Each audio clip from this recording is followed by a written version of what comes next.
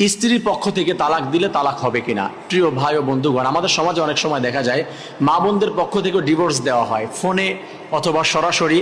আমরা অনেক সময় দেখতে পাই তারা লিখিত পাঠিয়ে দেয়।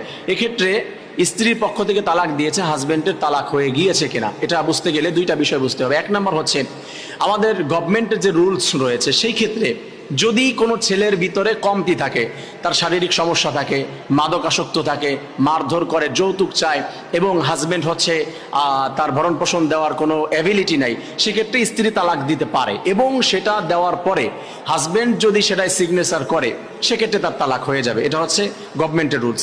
আর শরীয়তের রুলস হচ্ছে স্ত্রীর পক্ষ থেকে তালাক দেওয়ার কোনো অধিকার দেওয়া হয় নাই, যে সে তার হাজবেন্ডের চাইলেই তালাক দিতে পারবে। যদি অধিকার দিত আল্লাহ তাআলা, আমার মনে হয় ম্যাক্সিমাম ছেলেরা, বিবাহিত ছেলেরা ডিভোর্সই থাকতো, তাদেরকে শুধু ডিভোর্স দিত মেয়েরা কথায় কথায়। আল্লাহ তাআলা এটা বুঝেই দেয় নাই। হ্যাঁ, সে করতে পারে, খোলা তালাক দিতে পারে। সেই খোলা তালাকটা হচ্ছে ওই যে গভর্নমেন্টের যে রুলস, এটাই হচ্ছে খোলা তালাক। মানে সে বলবে যে আমি তাকে ডিভোর্স দিতে চাচ্ছি, আমার হাজবেন্ড যদি সিগনেচার করে হবে, আর নয় হবে না। এটা হচ্ছে সিস্টেম।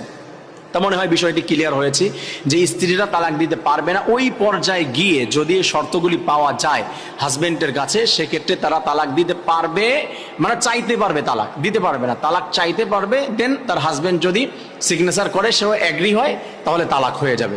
মনে হয় বিষয়টি বোঝাতে পেরেছি। আল্লাহ তাআলা বুঝে আমল করার তৌফিক দান করেন।